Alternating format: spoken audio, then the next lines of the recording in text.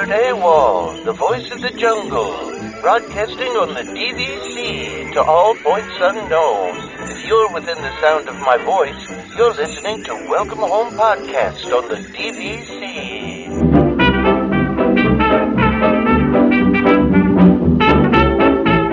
Hello and welcome home. Thank you for joining us on episode 245 of Welcome Home, a Disney Parks and Vacation Club podcast.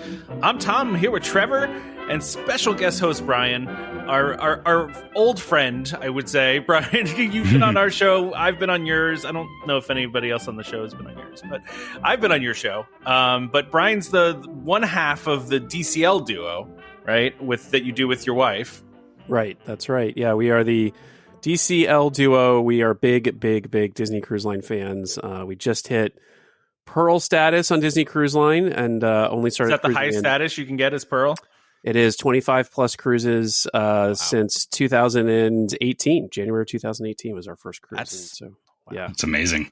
Yeah. That's we are now cruises. We're pumping the brakes. We're pumping the brakes a little bit. now that we got there, and we're actually branching out to try a few other cruise lines this upcoming year, and we'll be covering on our show here in the next couple of weeks. We're taking our first Adventures by Disney. We're headed over to Europe to do a river cruise with Adventures by Disney. So yeah. Oh, nice. That'll be awesome.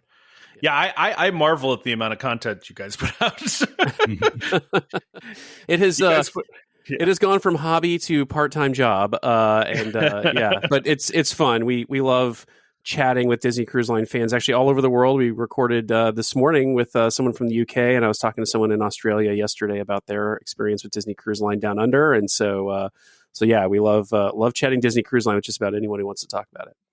Yeah, it was funny, Trevor, because I reached out to Brian, and we had been talking about having him on for a little bit here, and early November we skipped a couple shows because we had some stuff going on, and so I just reached back out to him, and he's like, I'm not super up on park stuff. I guess you've been focused completely on cruise stuff, right? So yeah, we primarily, well, I would say we 100% cover Disney Cruise Line. We do some shows on Adventures by Disney. The tagline for our podcast is kind of cruising elevated. So we try to focus on some of the higher end experiences on Disney Cruise Line at times to give folks kind of voyeuristic, like what's going on in those experiences. But yeah, we have hit our niche and we're sticking with it. Disney Cruise Line kind of all the way, and occasional forays into Adventures by Disney. And then some shows that we do comparing other cruise lines to Disney Cruise Line. So folks who've sailed on both come on and talk to us about what the other experiences are like out there. Nice. Trevor, were you gonna say something? I'm sorry. No. I guess the hard part for me is that I don't know anything about Disney Cruise Lines because we've talked about it before that we're not going to do a cruise, but you made the point. It is very interesting that you get to share all this stuff that you do because for people like me that will probably never get on a cruise, I do occasionally like to go and look and see like, what's up with this ship, or where they're going on this cruise and stuff like that. So yeah, it is interesting that that there is so much stuff to talk about with cruise line that I feel like it doesn't get as much visibility, or maybe this is just me and how the algorithms work on the internet. But it feels like there's not enough people talking about it, which like you say, it works in really well for you that there is this niche that you can fit into. Like two of you, right? There's like two main DCL podcasts. It's you and why am I forgetting his name? He's been on our show too. Steve, probably Steve. Or there's a growing list of them. I'd say the three biggest ones are our podcast, Steve Creasy over at the DCL podcast, who has been is a friend and mentor of ours, and then a guy named Wes who does the DCL Dude podcast, and he's been around for a long time as well. So there's three of them. There's some new entrants. The guys over at Rope Drop Radio who cover the parks have a podcast now called Rope Drop on Deck, kind of covering cruising. So. Yeah, so it's a fun little community to be a part of, and we're all friendly with each other and kind of share tips and tricks and verify things in the background that are going on. So yeah, and I was gonna say, Trevor, to your point, we actually had a listener write in about 6 months ago now, or maybe a year. She has a medical condition that she just will never be able to cruise, but loves Disney, and she listens to our show because she loves to live vicariously and hear what it's like to sail on a cruise because she can't go herself. So there you go. There you go. Yeah. Well, I mean, we were talking a little bit about the show or before the show, and we talked about this weeks ago when it was released. But like, I so badly want to go on that new ship and go in the 20,000 Leagues room. I want to go in the Haunted Mansion room. I want to go to all these places on that new ship. Like, we're scheduled to do a trip in 2025. And I really would like to check that one out if that ship is sailing by the time we go, which I think it is, right? I think that ship's going to be launched. It'll be out. Yeah. We're on the maiden voyage, which is over Christmas this upcoming year, 2024. So she will be out and sailing for the 2025 season. And yeah, I am beyond excited to see the 20,000 Leagues Under the Sea bar. Yeah, I am. I like that. That's the first time Disney will have themed the pub space something other than a British pub. So I'm really interested to see what they do with that. And yeah, super excited. They have a Haunted Mansion, the Skipper bar on board. I will just say this. Yeah.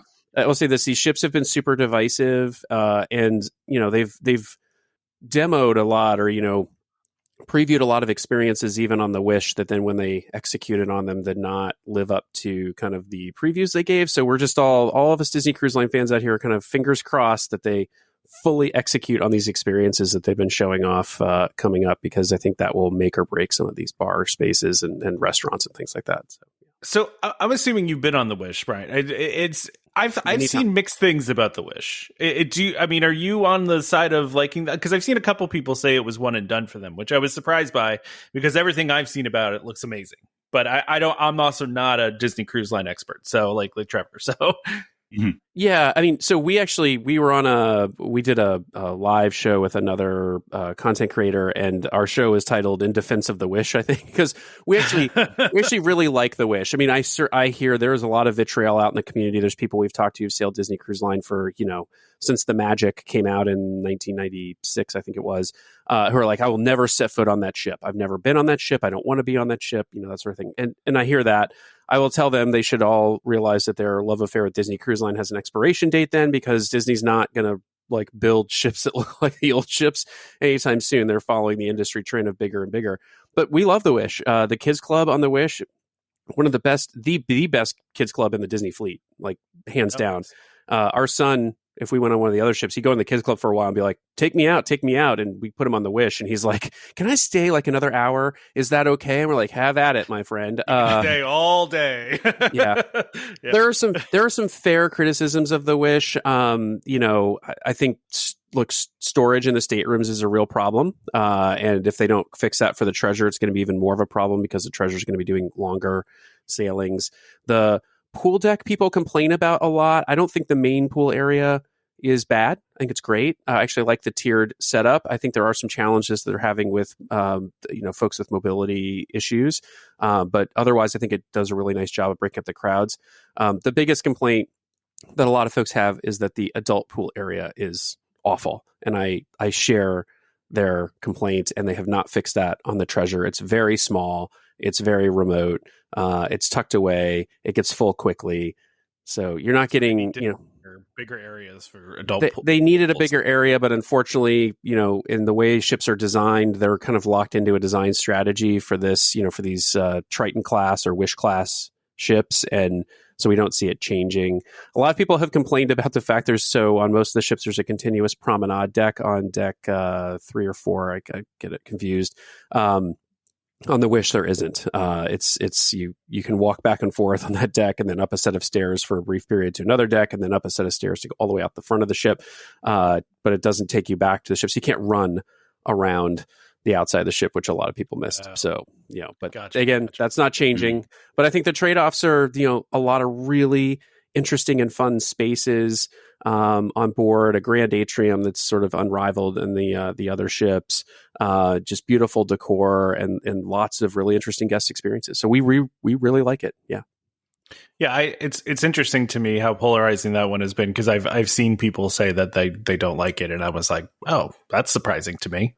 well, there's a new ship coming that's even more polarizing, which is the Disney Adventure, and so if people don't like the Wish and the Treasure, the Adventure is deeply polarizing in the community right now, because that's the ship that Chapek picked up out of bankruptcy, essentially. We talked about that one a few months ago. Yeah, they got it for. Well, it's interesting. They got it for a steal, but if you hear the amount of money that they're probably going to have to put into it to retrofit it for Disney. I sometimes wonder, like, did they really get a bargain on this thing? So why do people care about that, though? It's not even going to be in the States, right? Sorry, Trevor. Yeah, I think there's hope that they will get it over here at some point. I don't think that they will. I think it will be designed specifically for that Asian market. But if you look at the renderings, I think people are reacting to Disney has a look and feel to its ships that are very unique and brand oriented, and there's a brand language to the ships. This one feels more like, well, let's just kind of slap the brand on like a Carnival Cruise Line ship, and it doesn't sit well with people. One of the big design choices is in the original renderings they had 6 funnels on the top of the ship, so two pairs, 3 down the line of the ship. They've now reduced it to 4, but still four funnels. It just looks weird. So yeah, what were you going to say, Trevor? I'm sorry. I was going to say I get the feeling that them buying that ship, it was one of those. Chapek bought it because it looks good on paper that, hey, we saved cost on manufacturing because we got the ship for cheap, ignoring the fact that, it's going to take a lot of money to retrofit it. Yeah. Because that's next quarter, right? Nobody cares about that. That's the next quarter problem. but the funny thing is that as you were talking about, I realized that they kind of did the same thing with Pixar Pier or Paradise Pier Hotel, sorry. Brian, you're a Disneyland guy, right? Because you're West Coast, so you're a Disneyland guy. Yeah, and I'm you stayed at Paradise Pier, right? Like or before it got redone. We have not stayed there. We have only stayed at the Grand Cal and the Disneyland Hotel when we've gone down. Oh, you're lucky. Because we did have one stay at Paradise Pier, and it was exactly that. Because it was a hotel owned by a Japanese company. And you could tell where it like the way that the elevators were designed, the rooms, everything, you could see where Disney tried to fit in the Disney feel, but it didn't feel right because it didn't feel like every other Disney property. And it that actually really turned us off of we never wanted to go back there again because it was just not a good experience. And, for them to do an entire ship in that same vein, I don't know how well that's gonna go over either. But I mean, the fact that they're not bringing it to the States tells me that they're trying to just be like, well, maybe that market won't care. I mean that's a gamble still, because they're the Asian market cares just as much as we do about Disney. Well, we've heard we've heard through the sort of the grapevine out there that the Disney Cruise Line folks were not happy with this decision, but it was sort of forced on them. But the other thing there's a big debate in the community around, so this is a ship that's sailing in the Asian market. Those cruise lines typically build ships specifically for that market. And there's some cultural, differences, like folks sailing out of Asia expect there to be a casino on board. We're hearing that Disney probably won't do that. They may not have a casino on this ship, or we're hearing more than likely than not, they won't. And so, I don't know, it's an interesting time right now. Disney's really expanding its reach. They've always sailed in Europe, right? But now they're starting to expand into Asia with these cruises coming out of, Australia and New Zealand, ship permanently ported in Singapore. I think there's some in the community who are looking like, oh, so this is my opportunity as an American to go over and experience these places. But when you start to look at the itineraries and the setups of the ship, they're really catering to the folks in those markets, not to us here in the States. So not to American tourists. Yeah. That's you piqued my interest on what a Disney casino would look like now. After you mentioned that. And I will say this: there is a zero chance that you see Mickey Mouse in a Disney. That's the thing, is it can't be like Donald Duck slot machines and stuff like that, because that would just degrade. But it'd be Scrooge McDuck though. It would have to be Scrooge, right? It would be villains. It villains, like a big Chernabog over top of the slot machines. Or I'm just taking my money. I feel like you'd have to have at least a couple blackjack dealers dressed like Gaston. Dr.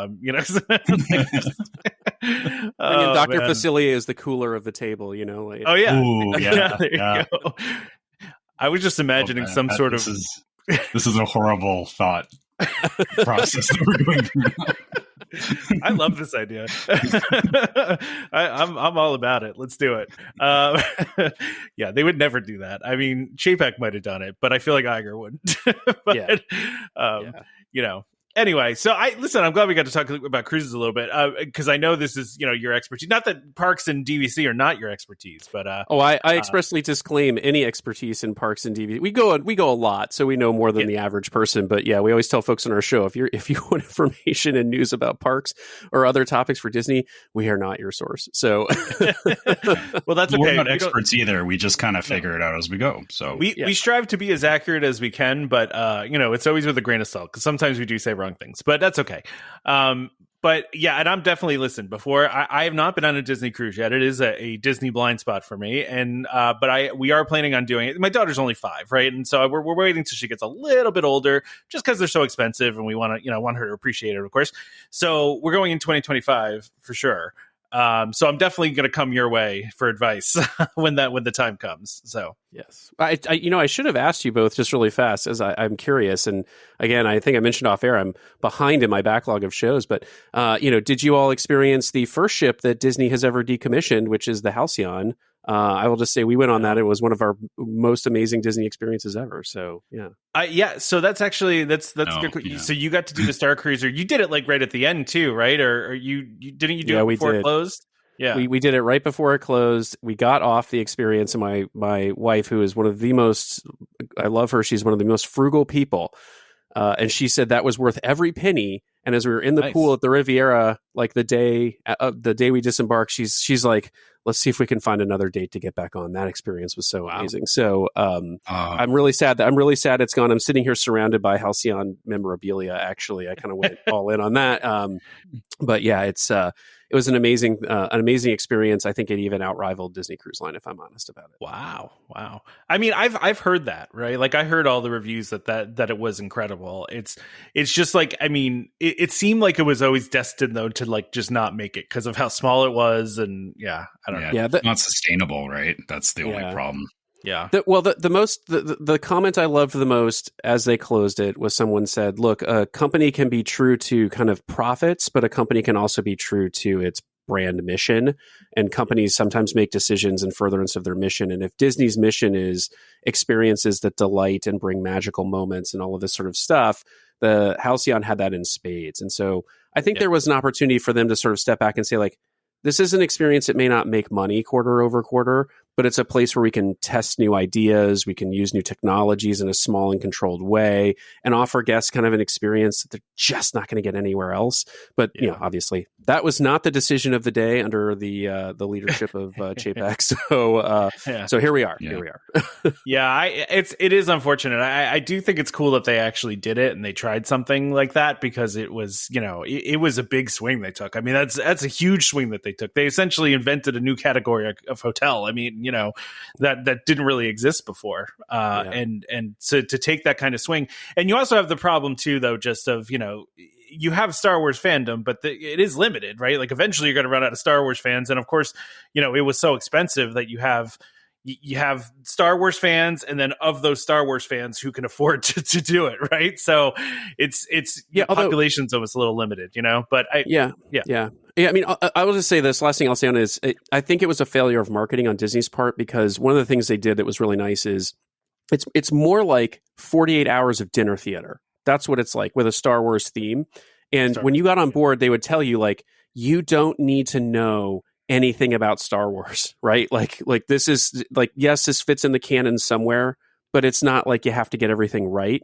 And interesting. When we got on board, we had a blast end to end, and there were lots of people who had done it who we're casual Star Wars fans. I should say that. Yeah, that's what we are. We're like, I enjoy the movies. I don't read the books. I haven't kept up to date with all the various TV shows. I'm the same as you, Brian. I'm completely casual. I like it, but I'm not. I've dipped out of Star Wars fandom because it just got to be too much. Like, I mean, I'll just say that our favorite, like, if they had marketed it as an experience, I think it got a moniker as a Star Wars hotel, and that's where it just completely started to fall apart. But like, I'll just give you the one anecdote I had off of the sailing that was amazing. We were sitting at dinner. We were a party of 3, so there's an empty chair at our foretop, and they have these characters, and one of the characters is a first order, lieutenant who's kind of, the villain of the cruise. And we're all having dinner in the main dining room, and one of the characters is giving her big concert or whatever. And this, villain character kind of comes in because he's actually a fan of her music and whatnot, and is watching, and he's wandering through the dining room, and he sits down at our table. He just sits down at our table, and the server comes over, and she's like, "Oh, Lieutenant Croy, let me bring you a plate in a place setting." And he's like, "No, I won't be eating. I only eat my power bars that weren't brought on the ship," right? Kind of thing, or, whatever it was. And he's sitting there, he's kind of, dancing to the music a little bit in his chair, talking to my wife, asking questions of my son. He sat with us for 30 minutes at our table, just the 3 of us. And I looked at that when we got up from dinner. I was like, in what other place at Disney would a character sit with you for a half hour and give you that experience? Right. Yeah. So, yeah. Yeah, no, that's totally true. That's totally true. Yeah. So anyway, well, we got to talk about the big DVC news, and that Trevor has mixed feelings about. And I'm actually surprised at the polarizing nature of the opinions of this. It did seem like more people were in favor than against. But so the annual HOA, the association meeting was just a couple days ago now. And as part of that, they have somebody asked, I guess, whether the new Polynesian Tower will be part of the existing condo association or it will be a new condo association, which we've talked about on the show many times, right? We've asked DVC Resale Market what they think is going to happen. And it was confirmed that the tower will be part of the existing association. So, I mean, Trevor, I know that you're a huge poly guy, right? But like, I feel like this is a benefit to you, right? Like the value of your contract just like went up, like to me. Yeah, it did. But that's only if I'm planning to resell my contract. Well, yeah, you're not going to. Yeah, no. Yeah. But if you had to, though, your contract's more valuable now, right? I mean, it's true. And you have more flexibility. You can stay in a bigger room if you want now. But I don't need to. That's so yeah. This is the whole problem that I have with this, and yeah, unfortunately, I'm great. It's great that it is there, and you're right. I don't mind the fact that there are options now.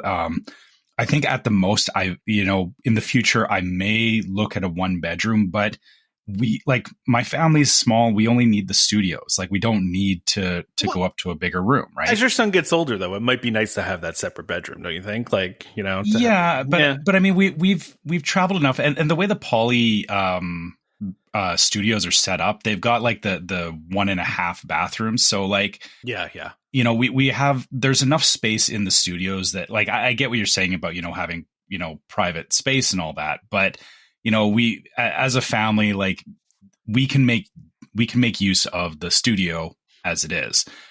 The thing that I don't like, or my couple of concerns around this are, there's obviously going to be a bunch of people, I've already seen, people are buying up poly contracts because they know that they're going to be, they're going to be able to capitalize on this, on the new tower and everything. Yeah. I'm worried that it'll potentially make it harder for me to get a studio because of it, because, there will be more people competing for that. I'm also wondering what this is going to do to the dues for the poly when it's done. That's a good question. Yeah, that is a good question.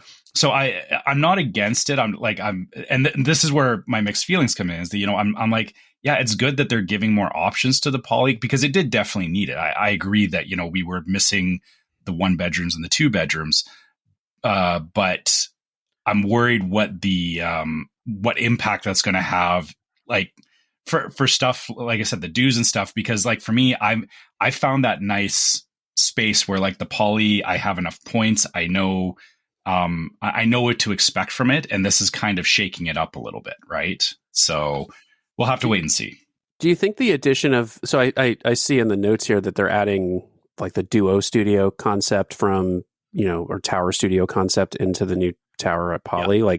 I wonder if that helps you, Trevor, because those are high competition rooms at Disneyland and the Riviera, right? And I wonder if your competition, like, there's people who would otherwise book studios who are now going to be going after those rooms instead, and so you might have a little window of opportunity for better studio availability. I don't know.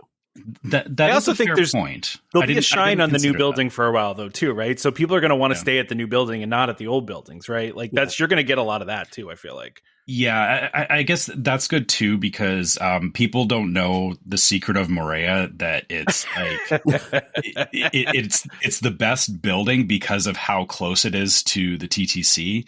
But no, like people don't think about stuff like that. They're like, oh, I want to stay at the Poly, and I want to stay over here, and it's like, yeah, that's great, but it's on like the other side, and to get around, you're either walking over to the Grand Floridian to get on the monorail, or you're walking all the way back through the Poly, which doesn't sound bad, except that when you've done a whole day in any of the parks and you just want to get back to your room, that extra, mile. Sorry, I almost said kilometer. I know. Sorry, but that extra, there's extra, 2 kilometers of walking, 6 miles, whatever. You don't want that, right? So that's fair. But you're right. It is going to be the new shiny thing for a while. But like I said, I'm just thinking like, I'm always looking like way far into the future, how that could impact me. And the immediate impact's not going to be there, but I wonder what it's going to look like in, 3 to 5 years with our Poly contract, right? I will tell you, when we were just there, right, for the one day, I went by it on the monorail, and that building is big, man. It was way bigger than I thought it was going to be. It's tall. Like I could see it from Magic Kingdom. Like we could see it from places in Magic Kingdom. It's a pretty big building. So I'm almost wondering, because I know you like your lake view, like there's probably going to be some really nice lake view rooms in there where you get an even better view, because you only have 2 floors 2 floors or 3 floors? It's 3 floors. It's 3. Okay. Yeah. So you're talking, you can get much higher. You can even get a better view from up there if you wanted to. I guess. But I just wanted to pull up really quickly here. So in November, the average resale price of a Poly contract was $148, according to a DVC resale market. I just popped up their current listings. They've got one going for $163, one going for $171, $170, $170, $170, $180. So I don't know if it's already had an effect on prices, or if these are just people that are shooting for the stars price wise. I feel like the prices have been just gradually climbing over months. Oh yeah, like I agree. Yeah, people have been kind of like hedging their bets that this was going to get rolled into the current Poly contracts. Yeah, I would agree with that. Yeah. Are they adding a restaurant in this tower? Because like the one thing that would concern me about this setup. Yeah. Okay, that's good, because they did not do that with the Disneyland tower, and I think it's just a super bad decision, because you're oversubscribing the restaurants there at the Disneyland Hotel even more than they already are, right? And so that would be my concern, is if you're adding capacity without adding more food space and things like that, then Ohana is going to be a nightmare, right? So Well, Brian, I meant to ask you, and I should have done this my due diligence on the show here. Where you guys own at? Because I know you own a couple contracts, right? Right. Yeah. So we bought, our first contract was at the Grand Cal as a resale contract that we bought. And then we immediately used our status as members, which I know they've changed now, to get some discounts on buying at Riviera. So we own it at Grand Cal, Riviera. We recently purchased a contract at the villas at Disneyland Hotel. Nice. And we have a fixed week contract for week 52 out at Aulani. So nice. Oh, wow. So where do you guys usually stay when you go to Disney World? Like, where's your resort to go to there? I'm proud to say the fan choice #1 Riviera this year, apparently. So I just saw the other day someone said that DVC did a fans choice best DVC resort, and it was Riviera. So really? Yeah, we stay at Riviera almost exclusively. We love that. We bought it very intentionally because we love the EPCOT area resorts and parks. So yeah. I mean, you can't beat that dedicated Skyliner station. I love the Skyliner. It's like my favorite form of transportation at Disney, and to have that dedicated station there is so nice. Well, and so the two things we love that Skyliner. We love the just the atmosphere of the resort, the music and such. It's in the resort. Yeah. And the rooms are just gorgeous. Like our son has said at several points, like, I wish we could just live here. And so, thank you for that. We just keep buying contracts. Eventually you can. Yeah, there you go. So, yeah. But yeah, no, listen, I understand your mixed feelings on this, Trevor. I get it. Cause like it almost felt like Poly was like not like a hidden, like secret of yours, it's obviously not, but it's a lot of people don't look at Poly, I feel like, and this is going to put a lot of attention on Poly. It's funny because I feel like Poly kind of gets overshadowed by the Grand Floridian, but then Poly's in that weird space where it's like, oh, it's a premium resort, but if I'm going to go premium, I'll go for the Contemporary or the Grand Floridian, right? Like that's what I feel. I don't know if that's how everybody feels, but it seems to me like a lot of people have that mentality. And that's kind of why I liked it, is like you said, it's not a secret, but it's like, it's not in the spotlight. It's a hidden gem. That makes it, to me, that's what I love seeing at Disney, is like, you can find like something off to the side that people don't know about. Like it's not like a hidden, like you'll never find it, but it's the uncommon thing, I guess, that people don't consider. Right. So.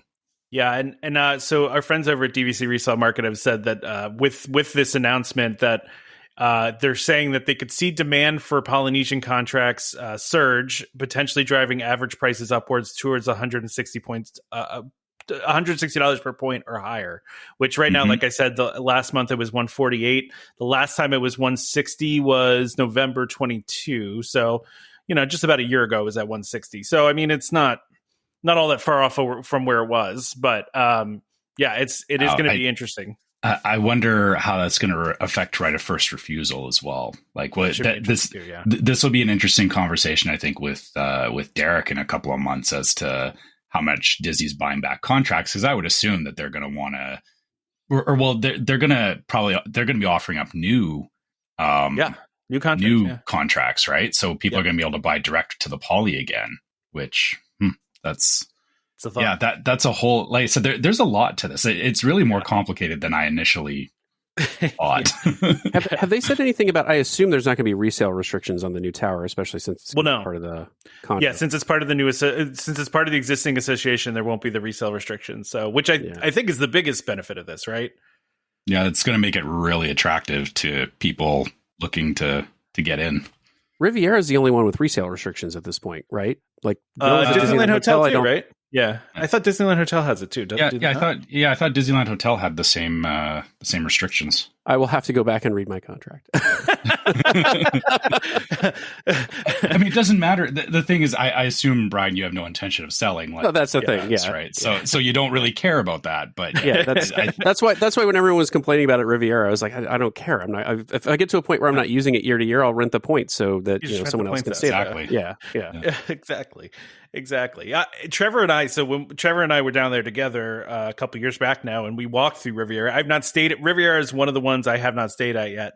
It's just Beach Club and Riviera, the only two that I have left. And we just walked through Riviera, and both of us were like, wow, this is really nice. Like, we need to stay here. Like, it is a beautiful resort. I get why you like it, Brian. Yeah. I really want to eat at Topolino's too. I've tried to get a couple reservations there, and it is very difficult to get reservations there. It is. I will say best character breakfast on property. So that's amazing. Okay. Well, I'm going to have to do that one of these days. Yeah. All right, so on to the next thing, and this actually affects cruises too, so it's good we have you here. So everybody, and Trevor, I don't remember who said this on the show, but one of us, I swear, said that this was going to happen. I don't know who it was. I initially thought it was me, but I also don't want to take any credit for anybody else's takes. But so there was a lot of hand-wringing, a couple months ago now, when the company that makes the H2O bath products announced that they were going out of business. And so people were really concerned because, a lot of Disney fans love that H2O stuff. They, people hoard those little bottles. I like that stuff. It's good product. It's great. Yeah.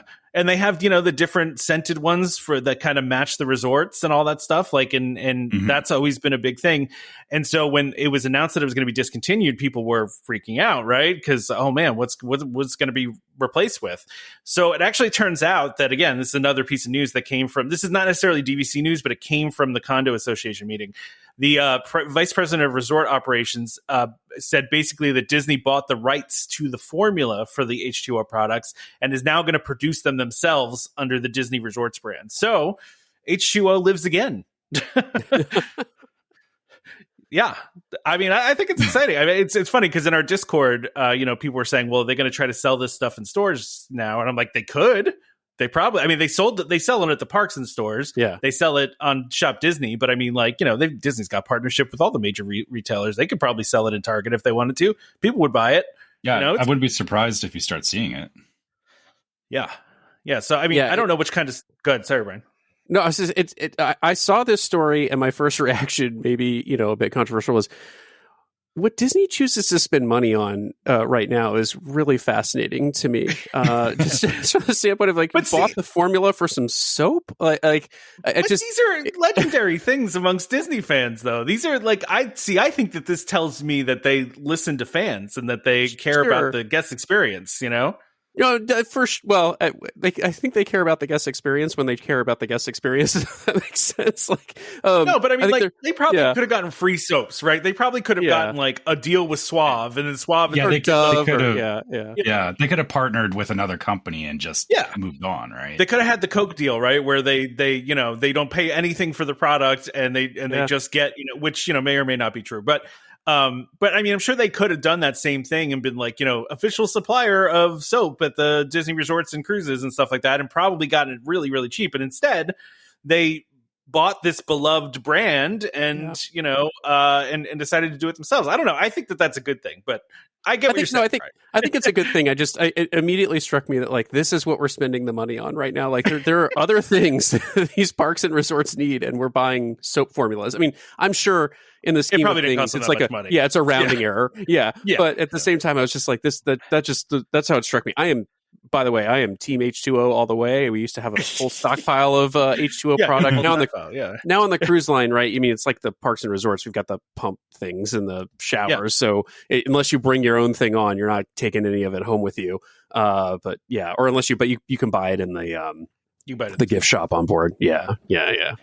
I just even to your point though, right? Even if they spent $10 million on this, which they probably didn't, but that's a day of popcorn sales at the Magic Kingdom, right? I mean, it's nothing to them, right? Yeah.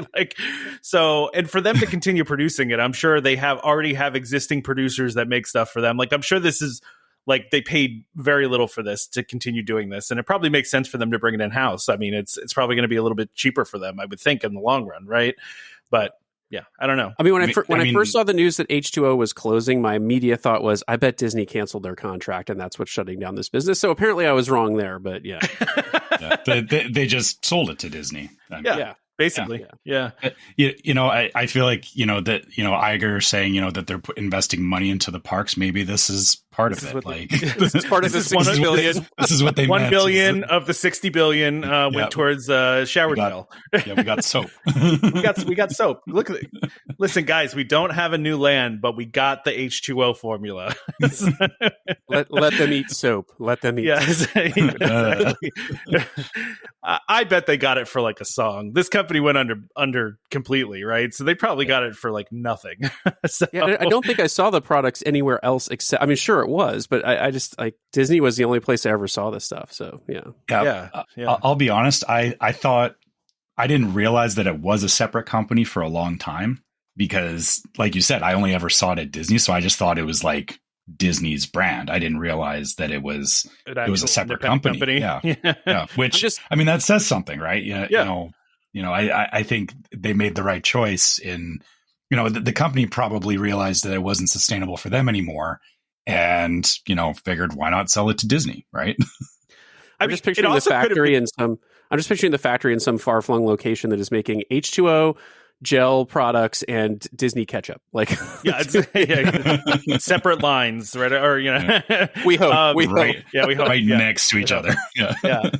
Yeah. No, I mean, you almost have to wonder though if Disney did kind of put them out of business.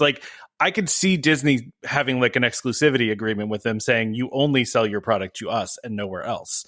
Right. And when you're like that, I mean, because Disney can throw their weight around like that. And if they did that, then when the park shut down and all of a sudden their one revenue stream was completely gone, I mean, that could have been the reason why they shut down, right? Well, and even if they had contracts with other hotels and resorts, right? I mean, during that period of time, nobody's buying stuff for the hotels and resorts. So the other thing, frankly, that can happen to a company like that is, Disney's trying to cost save. If after they reopen, they're driving down the prices with their vendors, but in kind of trying to increase volume, and this company's I can't build capacity to make more if you're paying me less.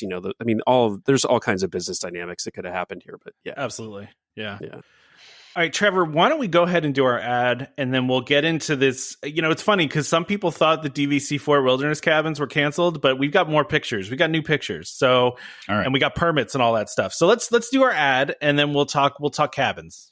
Okay, this week, our sponsor is DVC Resale Market, a World of DVC company that is the leader in the DVC resale industry with 13 former Disney Vacation Club guides and 3 former Disney Vacation Club quality assurance managers. If you're thinking of buying DVC, browse the largest selection of DVC resale listings anywhere, with DVC experts on hand 7 days a week to answer your questions. If you're thinking of selling, turn to the friendly professionals at DVC Resale Market, where over 90% of listings sell within 30 days. In 2022, DVC Resale Market helped over 4,400 families join or add on to their memberships. Go to dvcresalemarket.com/welcome home or call 1-844-DVC-PROS. That's 382-7767. And when you do speak to them, be sure to let them know that Welcome Home sent you. All right. So we have another nice piece of news from the association meeting was these renderings of what these new cabins at Fort Wilderness are going to look like. By the way, I love the logo that they came up with for this resort. This logo is awesome. It's right in the picture there. Yeah. The you got the Disney tower in the background, and then the cabins with the tree, and the A. Yeah, it just looks really good. It's a good looking logo. I love the individual logos for some of the resorts, and I this one is just very cool to me. I don't know. I just like it. Feels kind of like. Am I wrong in saying it's like a retro, almost feels like a 90s Disney? Yeah, I could see that. Yeah. So I have to say, I didn't know really what to expect with these cabins. I assume they're going to be prefab, right? They're going to build them offsite and then just bring them in and hook them up and bingo. I feel like looking at these renderings, I think I have seen ads for these in my news feeds on some social media as we have a lot of, what do you call it? ADUs, backyard kind of can build an additional dwelling unit. And I feel like I've seen something like this advertised to me as I put this up in your backyard as an ADU. So yes, definitely prefab. You know what though? I like them. I'm digging the look of these. I think they look nice. They're not super Disney-fied though, right? They're definitely not. I thought the interesting thing, first of all, it's smart to theme them to Chippendale, right? So that's great. But I thought the interesting thing of this was, and I don't know if you guys saw this in the notes, but some of these cabins will be pet friendly, which is a first for DVC. And we've talked about this topic many times, Trevor, years ago about them doing a pet friendly resort. And lo and behold, here we are with this is going to be the first DVC that's pet friendly. So interesting. Honestly, it's kind of a no-brainer for the cabins because they are it's already part of Fort Wilderness, and people do bring their pets to Fort Wilderness. So, not Fort, but the campsite. Sorry, I should. Yeah, well, no, Fort Wilderness is still correct there. That's the campsites at Fort Wilderness. So you're good. But yeah, sorry, I didn't. Or yeah, I was thinking Wilderness Lodge, but yeah, the funny thing is like you said about these being prefab is immediately I was like, oh yeah, that's the same Murphy bed that they use in the Poly studios, which listen, I'm guessing and Riviera. And villas at Disneyland Hotel. It's the Murphy bed now, right? They're just we bought 100,000 of these and just what though? I'm here for it though, man. It's good. It's a good bed. In all the rooms, right? I put one in my house. That awful couch one. Yeah, I put one in your house. Well, not this one. I'm waiting for them to put a QR code on the side of this thing where you can just order one. But we found a company that makes a very similar version of this, and we put one in our house in our guest room so that the guest room can be kind of a secondary living space, and then you pull the bed down. It's great. I love these beds. Yeah. We have a Murphy bed we had one installed years ago for similar reasons as we have it in our room that my wife mainly uses it for scrapbooking, but then when we have guests we can pull down the Murphy bed, and like you said, it's fantastic. And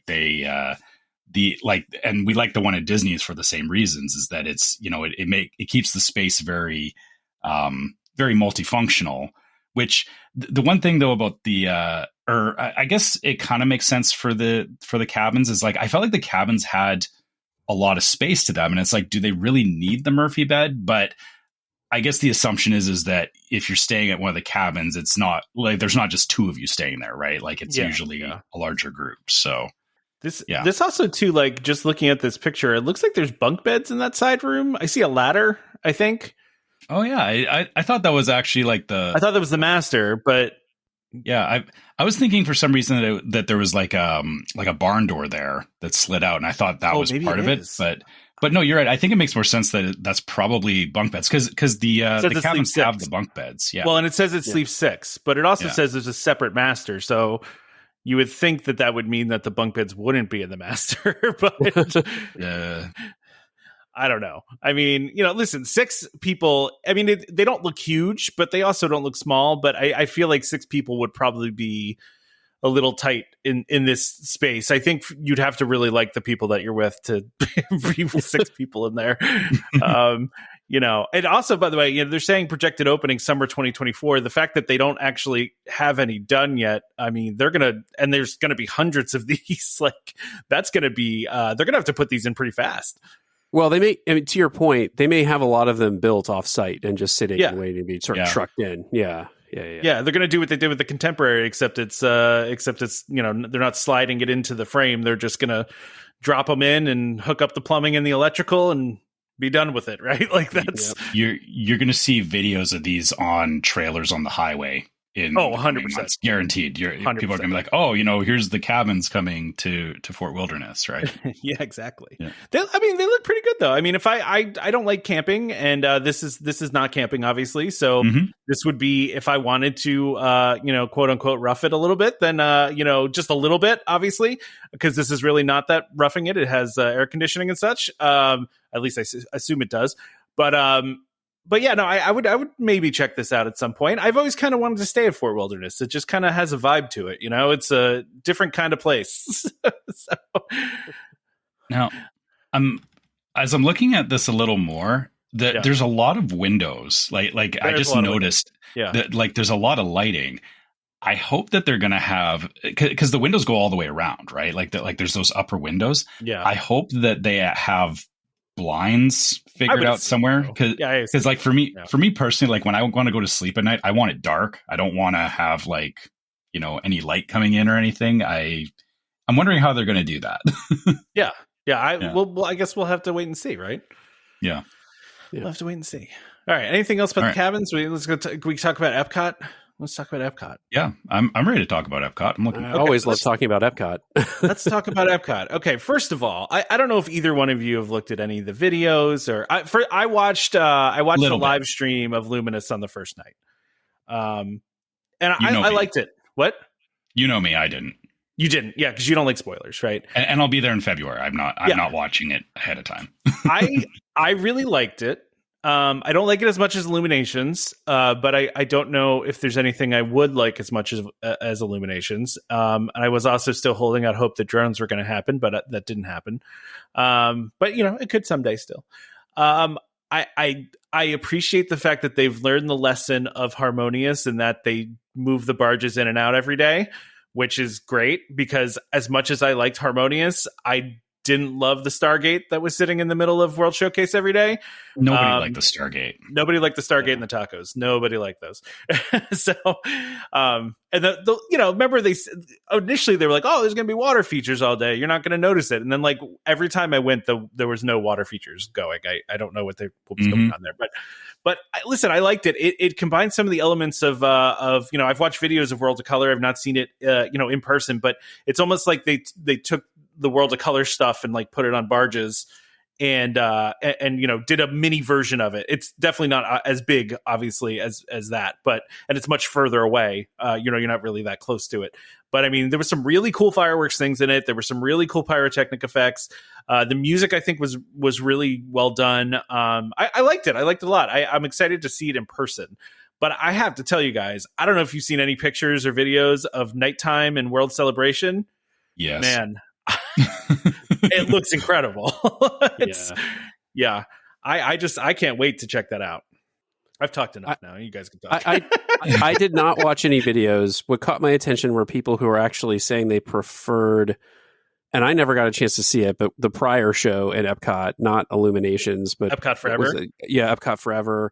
No, the Harmonious. Harmonious, yeah, that they preferred Harmonious to the new show, and I was scratching my head on that because I everything I had heard about Harmonious was like, unless you're standing in just the exact spot you need to be, it's like a complete, kind of failure. And then those barges, every time we were in Epcot and saw those barges, I was like, this is just disaster.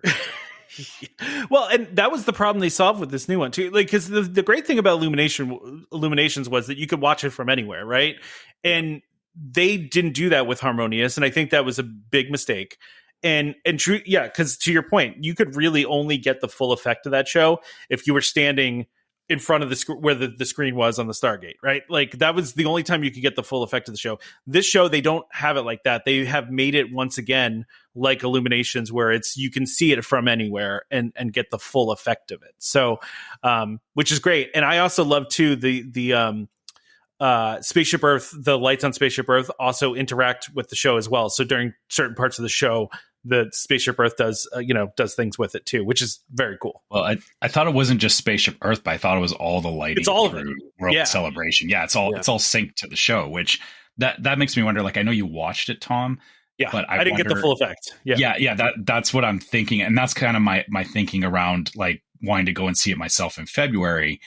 Is it feels like the kind of show that you don't like. You can watch video of it all you want, but until you actually see it, you don't get the full effect, right? It's so. Yeah, I'm really curious to see how it's going to look in person. And the one thing I'm trying to think about now is even though you're right that they don't have the same problem that Harmonious had, where you had to be in a specific spot, but I'm wondering if it's almost more beneficial to be kind of back towards World Celebration, like not necessarily in World Showcase watching the show, so like watching it from afar in the gardens over there. Like I wonder if there is still going to be, or I mean there's always like a preferred spot to watch any show, but I wonder how that's going to play into this particular show. Yeah, I know what you mean. Yeah, I just saw all these pictures and videos of it at night, and it just looks so cool. They really did an amazing job with the lighting package in World Celebration, and during the day, I've seen during the day pictures too, where it's like, it's more just regular middle of the park, right? It's gardens and it's got the lights there and it's got, the Epcot logo. But at night, that whole place comes completely alive. And I mean, Trevor, I think we've talked about this in the show before. Like, I love the parks at night. Like, any of the parks at night are amazing, right? Like, just the way that they light things and all that. But this just looks like they took it to a whole nother level, especially the fact that they've synced it up with the lights on Spaceship Earth, which I've said many times in the show, and I'll say it again, is like my favorite thing they've done in a very long time, was putting those lights on there and syncing them up to music and doing those little shows that they do. I just absolutely love it.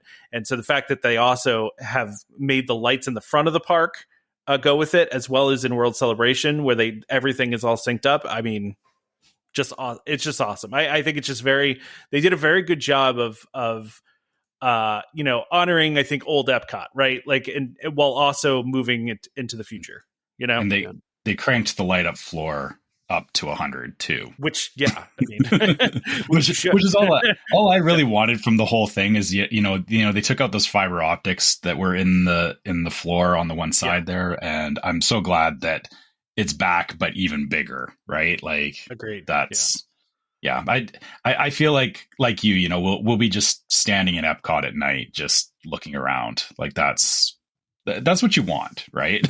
Oh yeah, I can stand in front of Spaceship Earth and watch the lights on Spaceship Earth for like an hour easily. Just those lights are stunning. They're really well done. We actually were friendly with an Imagineer who worked on that project before he took another job at the company, but he was explaining kind of some of the stuff behind it. It's stunning. It's just really well done. Really well done. Absolutely. Yeah, I love all the stuff that they've done with Epcot. I'm excited. I really wish they would have kept the original, like the stuff that they had in the original concept art from a couple of years ago, pre-pandemic. I was excited for a redo of Spaceship Earth, and I'm still hopeful that they're going to do it. They have to, really. Spaceship Earth needs a redo, but then there was that really cool, like, multi-tier, like, super futuristic building that they were going to do that they scrapped.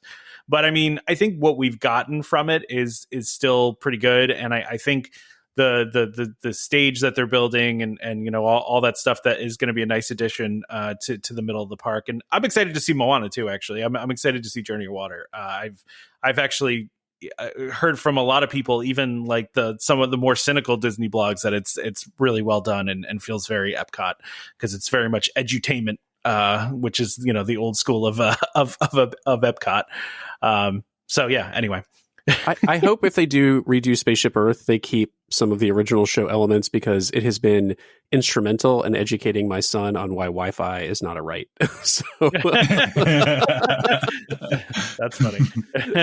Yeah, that is a good point. And yeah, I agree with you, Brian, that it's you know, it's a hard line to walk, that they could completely redo the inside of Spaceship Earth, and I'm sure it would be amazing, but then it's not Spaceship Earth anymore, right? It's kind of it's the whole thing about, you know, I forget the analogy now, but it's like, you know,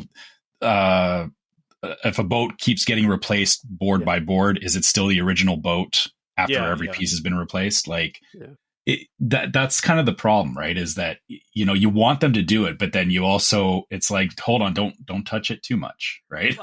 I mean, I think there's certain things that, like, if you take it out, people are going to be mad, right? Like the whole Phoenicians part, like, you can't do that. Like they've that on shirts. Like, you can't take out the Phoenicians, right? Like, what if they took out the computer room? How mad would you? Oh, well, that's another thing, right? You can't take out the woman with the yellow, you know, like you can't afro, take her out either.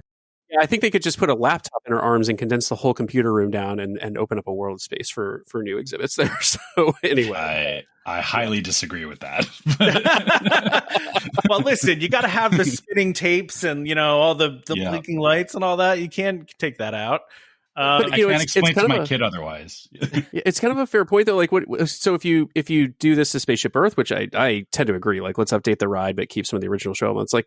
Or not World of Park, Carousel of Progress is the same issue, right? But no one, I don't think anyone's true. Like, I don't know that I haven't heard a bunch of rancor in the community like that ride needs to be redone. I may not just be paying attention to it, but yeah, anyway. I think Carousel of Progress is more low key than Spaceship Earth, because Spaceship Earth is the icon of Epcot, right? Like, and I feel like Carousel of Progress is off in the corner over there, like that weird spinning thing that some people do and some people don't. Some people go and take a nap in there, which I find disrespectful, because I love Carousel of Progress.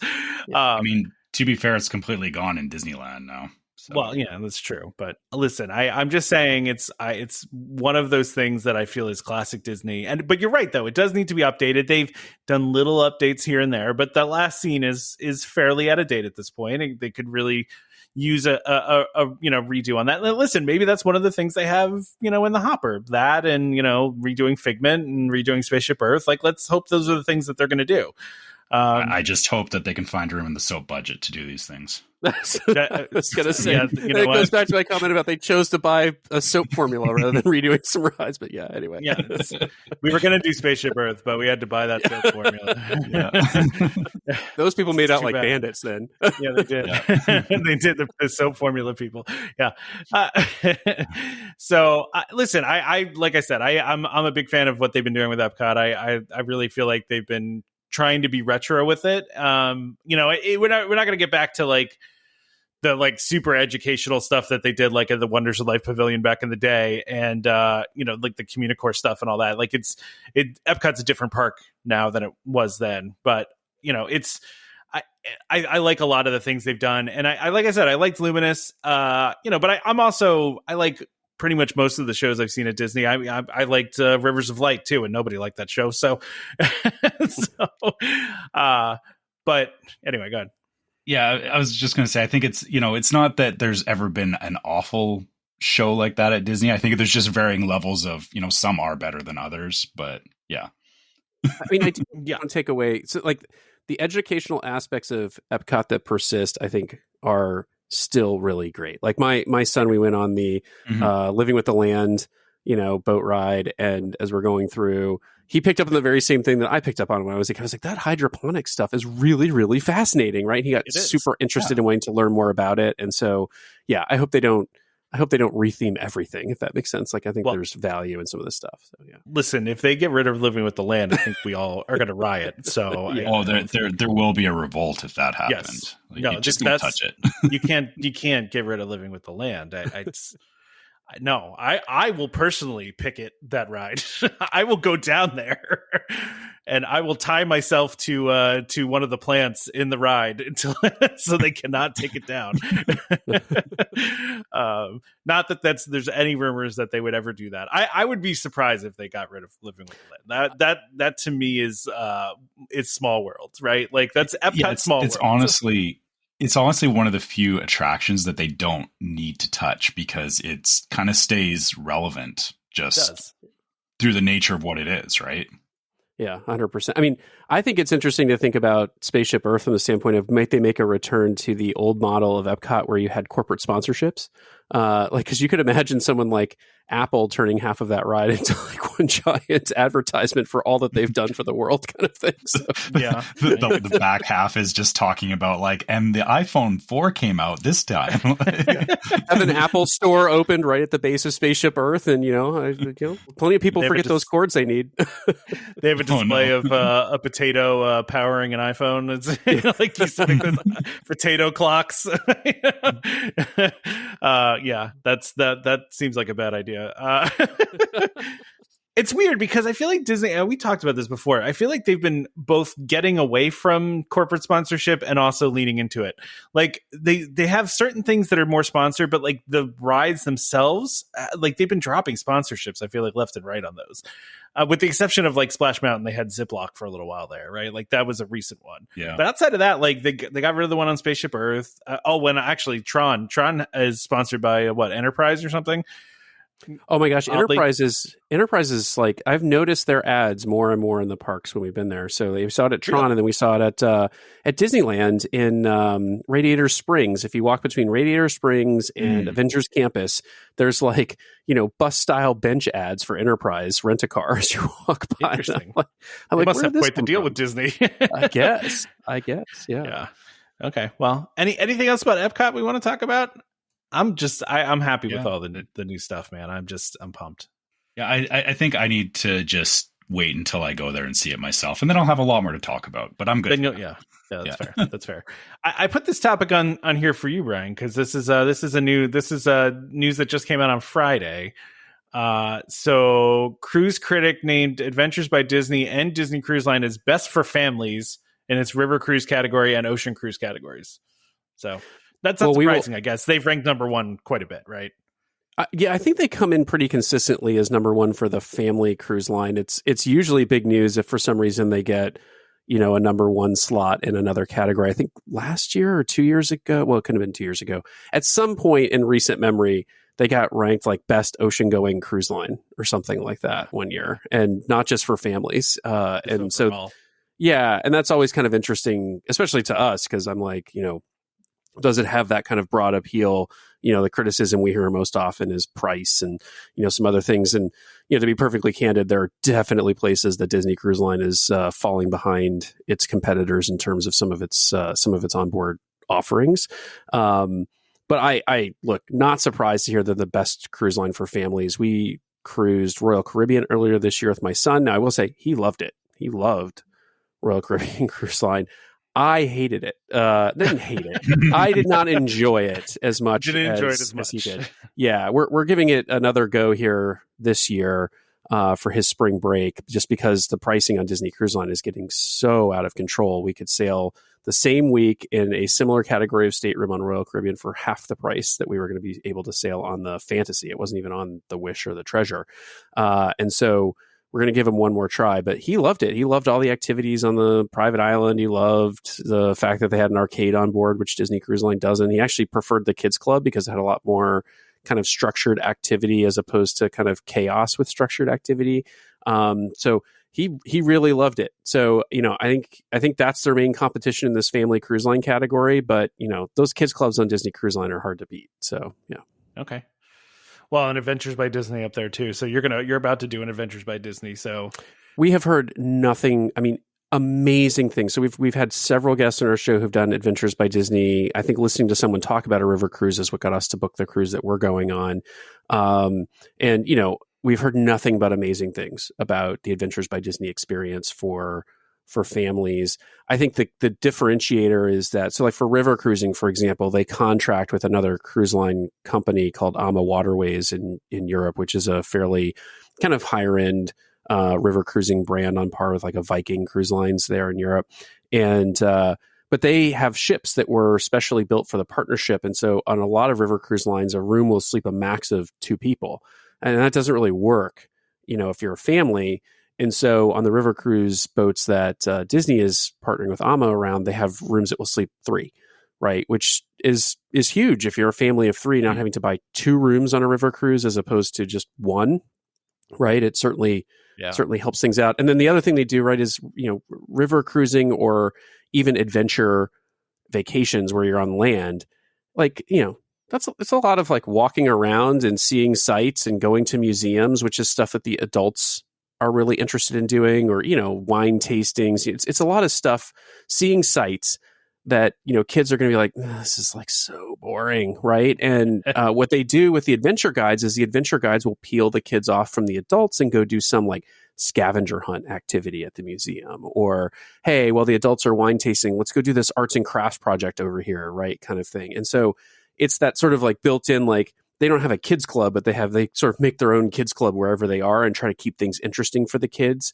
And from everything we've heard too, like the adventure guides are, they're equivalent of like a plaid in the park. I mean, they will do just about anything for you. People have said they have their Mary Poppins bag with them all the time. And like, oh, you need something? Like, I've got it right here. I've got 10 of those. How many do you need, kind of thing? And so, the consequence is you're definitely paying for the experience. You can definitely visit Europe on even a guided tour for a lot less than paying for Adventures by Disney. You can definitely go on a river cruise for less than paying Adventures by Disney. But, if you're traveling, like our son is 10, I think we've made a good decision here, because I think if I just took him on a regular tour without an adventure guide, I'm not sure he'd have a lot of fun. So yeah, but we will find out. Yeah, we'll look forward to listening to that. That'll be good. I'll be honest. I'm kind of in the camp that I would rather be doing a lot of the kids stuff. Like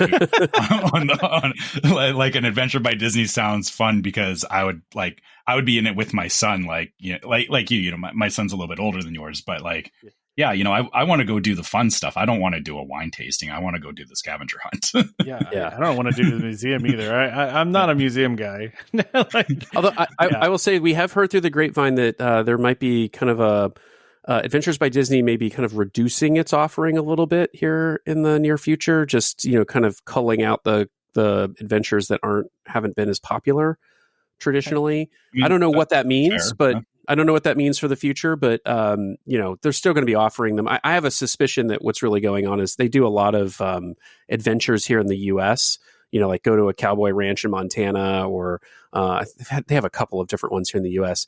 The popular one is the one you can do out on the West Coast, where you go to Disneyland and you get a behind the scenes Imagineering tour of the whole park. And actually, I think they spend some time in San Francisco and elsewhere. But anyway, there's a West Coast tour that's really popular.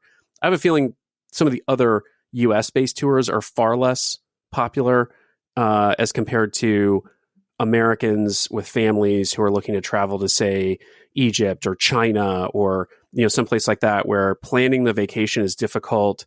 Making sure your kids are going to have a good time might be harder, where people kind of lean into that. I'll pay the premium to have Disney do that for me. So yeah, makes sense. Yeah, that's where it makes sense to me, because I don't want to necessarily like try and figure all that out. Whereas, like you said, traveling in North America is like, I know where I can go to, do like a ski trip, or to, like you said, go to a ranch in Montana or whatever. It's, that's easy.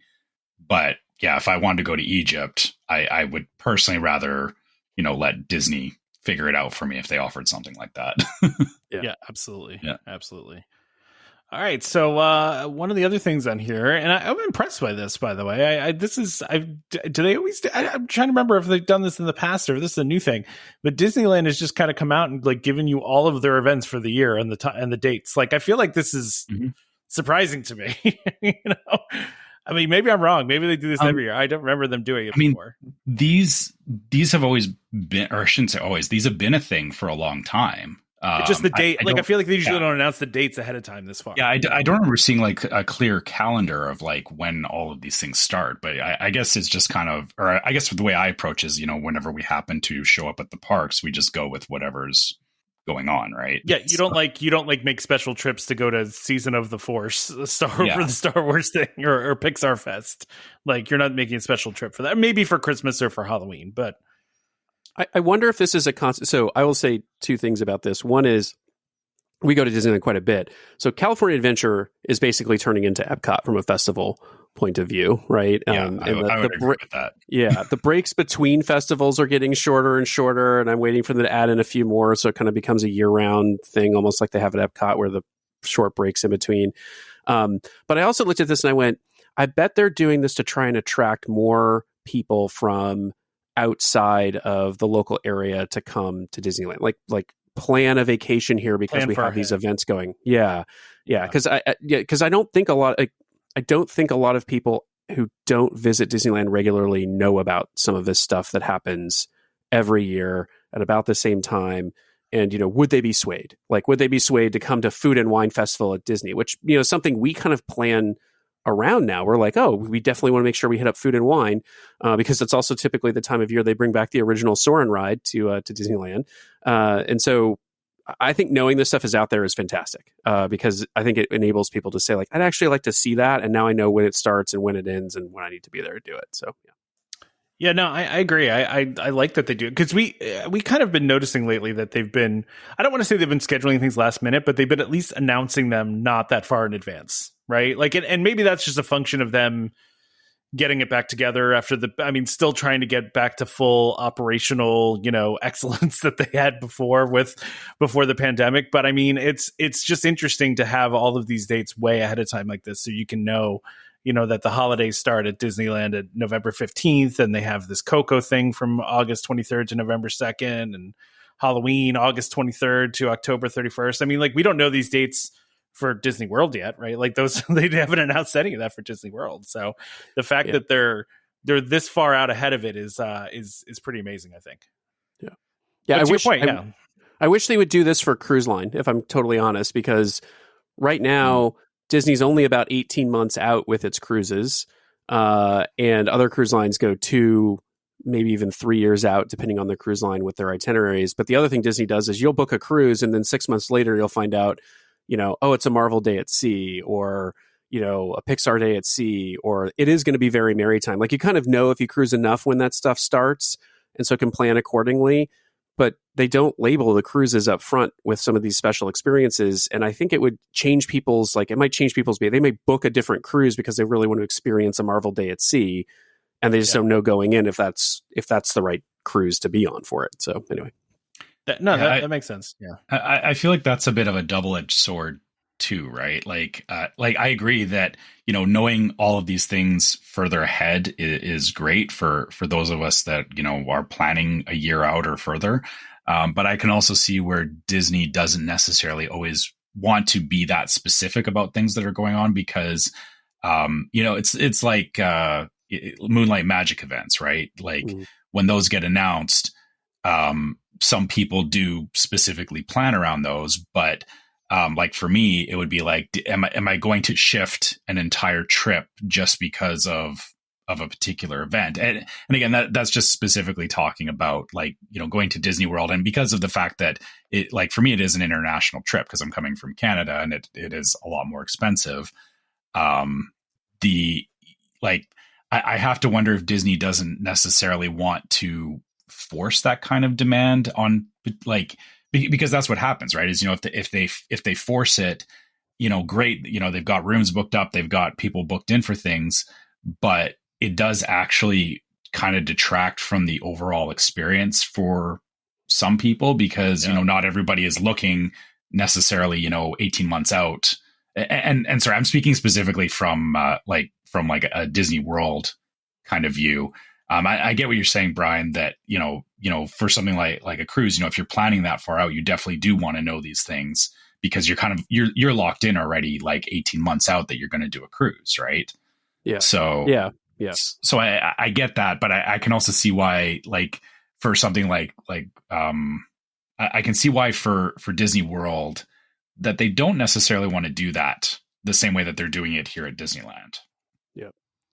Yeah, no, I get what you're saying. It's, you know, you could, and you end up too with like Moonlight Magic, then all of a sudden a whole bunch of people will book during that time, you know, that maybe weren't booked before. You end up with a glut of, you know, people that, because some people do schedule around Moonlight Magic. I do not. It's kind of like what you were saying before. It's like, if I'm there, I'm there. If I'm not, I'm not. Yeah, and then there's the, you know, the other side of it is people are frustrated because they're like, well, I wanted to go this week, not even knowing that Moonlight Magic is going on. And they're like, I can't find, you know, our room in the place that I want because, you know, all these other people were in there, you know, a year and a half before. And that kind of goes back to like the pre-pandemic thing that we kept hearing about, like fast passes and stuff, that, you know, a lot of people were frustrated that it was like you had to like solidify plans at Disney World, like even fast passes, like 2 months out, and then hope that nothing happened, that you had to like break your plans because you do spend way too much time planning ahead, right? Like it's, like I said, it is a bit of a double-edged sword. It's good that they're giving like this high level stuff at Disneyland, but I don't know if it would work as well at Disney World. I agree. Yeah.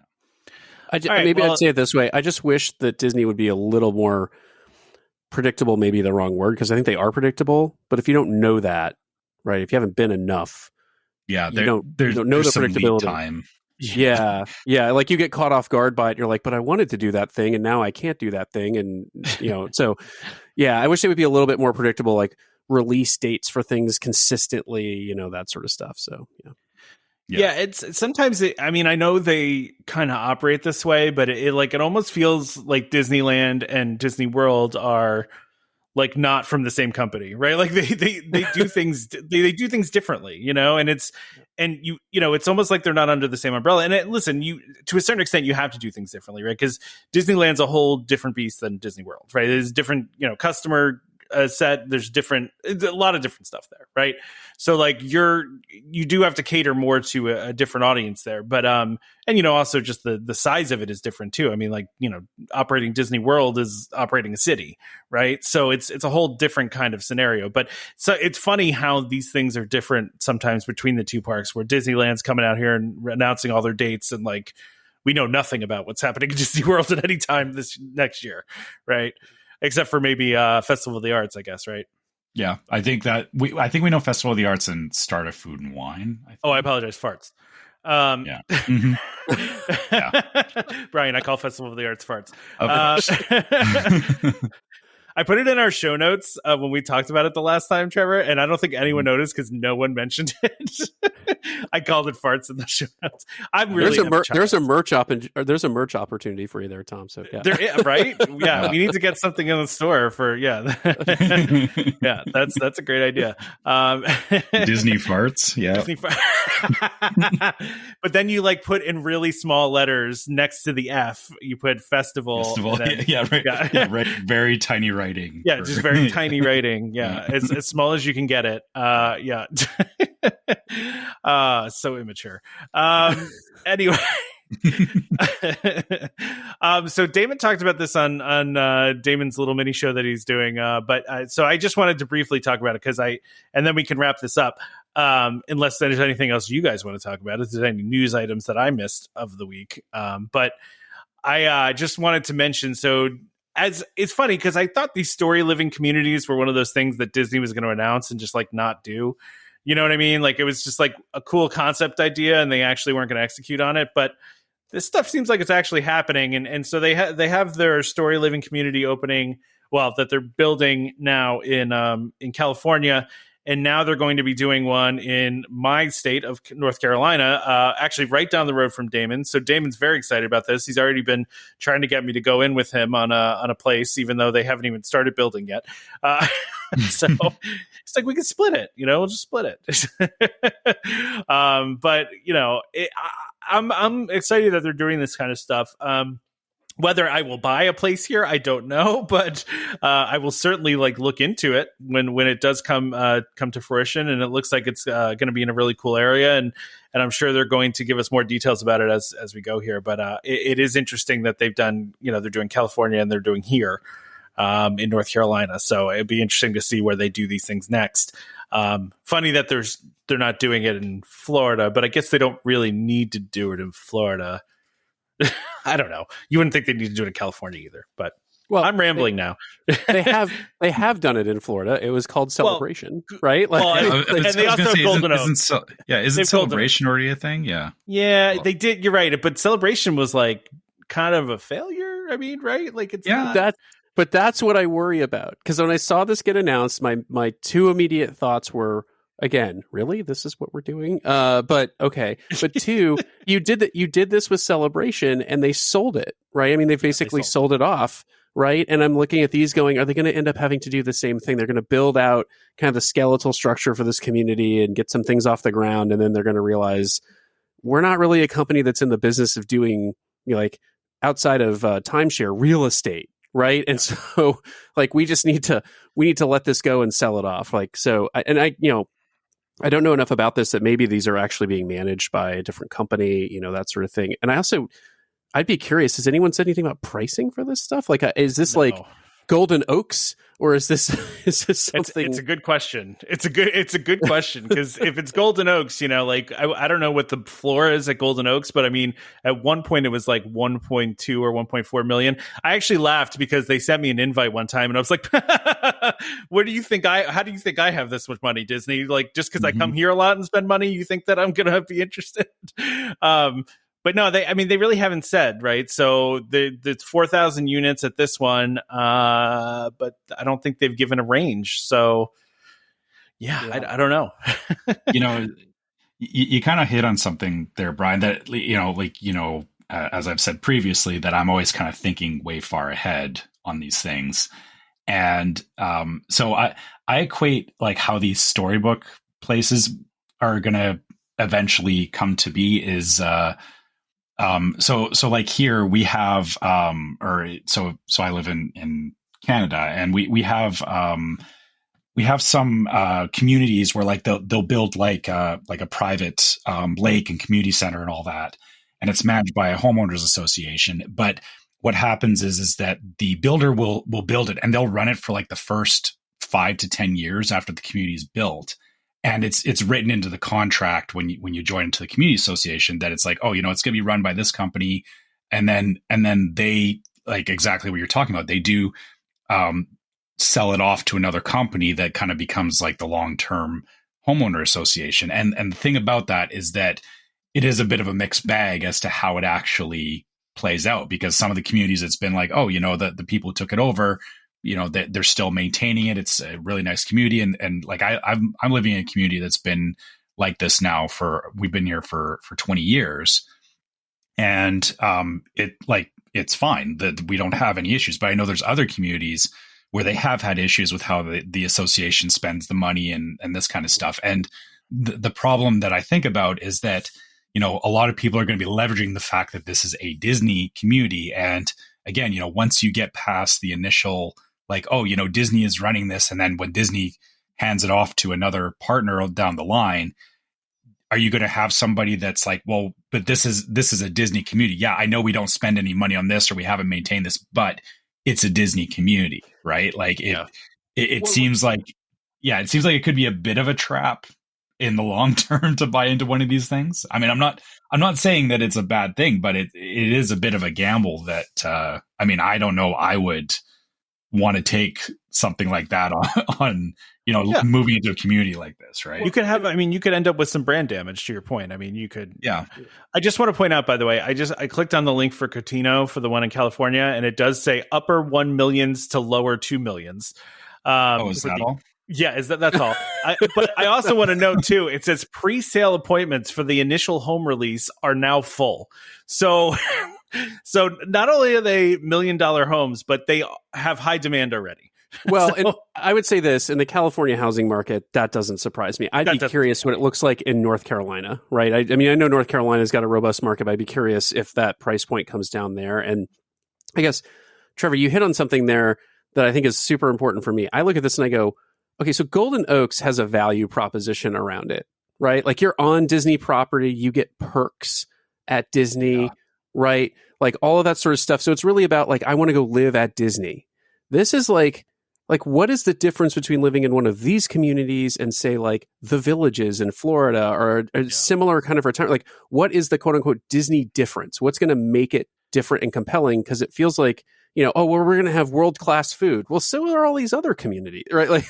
What is the thing that's going to cause me to live here as opposed to someplace else? Because I guarantee there is going to be a premium because the Disney brand is attached to it. And so that's what makes me worry, and makes me worry more that, to your point, like 5-10 years down the line, the thing gets sold and you're basically just living in an overinflated, price point home that you could have gotten into a different community that had all the same amenities and just didn't have Disney attached to it. So, yeah.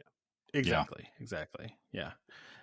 All right. Well, why don't we wrap this up? So, Brian, do you want to plug your show a little bit more, so where people can find you? And, thanks again, by the way, for coming on. I appreciate it. Oh, no. Talk to you again. So it's been a while.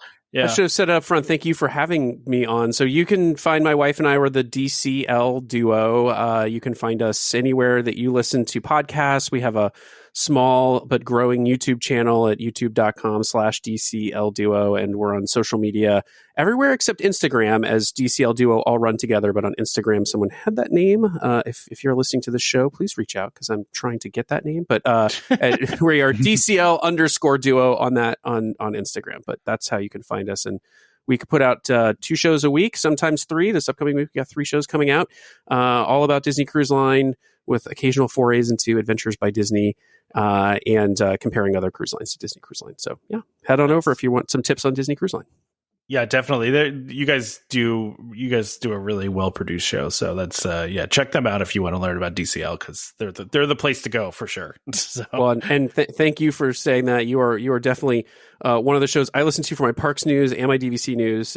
So yes, unfortunately, we're not buying any more DVC. I think I said up front we have you're maxed out. over 1,000 points of DVC at this point. So we are on hold for any future DVC purchases. You're good. That's a lot. That's a lot of points. It is. We bought a little too much at Riviera in the beginning. So yeah, you went a little. Those incentives were a little too good. All right. So Trevor, you want to wrap us up here? Yeah, for sure. So as usual, you can always find us at welcomehomepodcast@gmail.com. We love getting your, you share your trip reports with us. We love getting questions from you guys. So you can always reach out to us there. If you want to follow us on social media, you can find us on Facebook as Welcome Home Podcast. You can find us on YouTube also as Welcome Home Podcast. And you can find us on Instagram as Welcome Home Pics. On Facebook, make sure you check out our group called Welcome Home Disney Waitlist. It's a great place to go and talk about Disney with other people who listen to the show and, see all the memes and fun stuff that goes on in the group. And if you'd like to help support the show, you can go to store.welcomehomepodcast.com and check out our different merch there. We do still have the golden birthday button or the golden, I should stop calling it the golden birthday button. I keep doing that. I blame Damon for that because that's what it's the golden button shirt, but it's only in the store until the 15th. So you've got till the end of this week from when this podcast comes out to go get it if you want your own limited edition shirt. Outside of that, if you would like to support us through Patreon, you go to patreon.com/welcomehomepod and check out our different levels of Patreon support that has an exclusive logo that only our Patreon listeners get. And all the people who support us on Patreon do get access to the Discord server, like we talked about earlier, which is just another place that we have great talks about things on the show and just general Disney discussion. So if that's of interest to you, please come check us out. And last but not least, if you're listening on iTunes or Spotify, leave us a 5-star review. It does help more people find the podcast, and we like seeing stars. They're just shiny, and why wouldn't you? It makes me happy. It makes Tom happy. So make sure you listen. Make sure you give us those 5-star reviews. And if you do happen to be on iTunes, you can write us a review. We do love reading those reviews. We do read them out on the show here. So please let us know what you think about the show.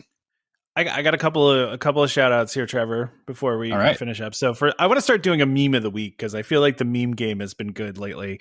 And I have to say, Jeremy's meme of my daughter, and Legoland and Peppa Pig Land, did that meme with the guy looking. I don't know. Does that meme have a name? I don't know. It's the guy that's walking down the street and looking at the other woman and his girlfriend's it's disgusted. Yeah. So Jeremy knocked it out of the park with that one. Nice work.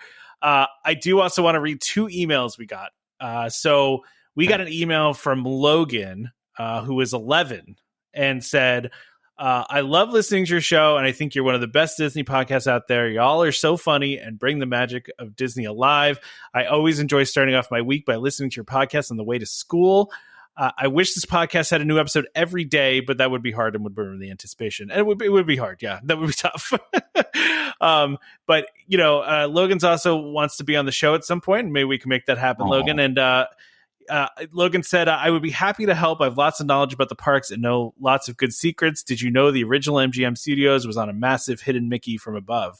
I did know that, and it is one of my favorite fun facts. So thank you, Logan. Yeah. Oh, wow. Thank you so much, Logan. That really touches my heart that you wrote that. Oh, and also Logan says, again, I love the podcast and I hope you keep up the good work. And P.S. I'm team food. Thank you, Logan. So many people are team food. Damon's out of his mind. And then the other one I wanted to just, shout out is to Anna or Anna. I apologize if I said your name wrong, but, she just wanted to email us to tell us how excited she was that she got her reservation for Moonlight Magic. So congratulations to you, Anna. That's awesome. Congratulations. Yeah. So happy for you. Great news. Great news. I hope you enjoy it.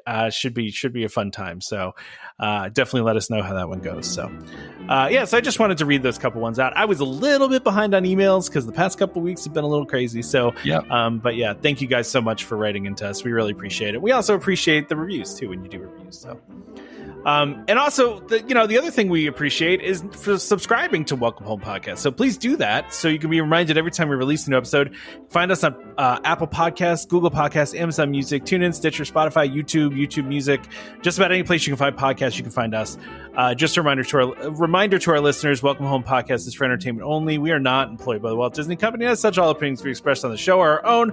So please consult a DVC representative or Disney cast member for more information about anything we talked about today. Huge thank you to our sponsor of this episode, DVC Resale Market and World of DVC, for continuing to be huge supporters of this show. Please check them out for all your DVC needs. And of course, please check out DCL Duo for all your DCL needs. That's an important thing as well. I think, Brian, you guys have a Facebook group too. So, right, around DCL? Yeah. Yep, you can find it. Your Facebook group, yeah. Yeah, Facebook group is DCL Duo. It's either podcast and vlog or vlog and podcast, but we've got just an open Facebook group that you can come join, and lots of great tips and tricks get shared in there by our various listeners and us. Awesome. Join us next time for more Disney Parks discussion. Of course, more DVC talk. We hope to see you all real soon. This is Skipper Albert Awol, the voice of the jungle, signing off from Welcome Home Podcast on the DVC. Do a huddle when we hit a chair. How she can cuddle is no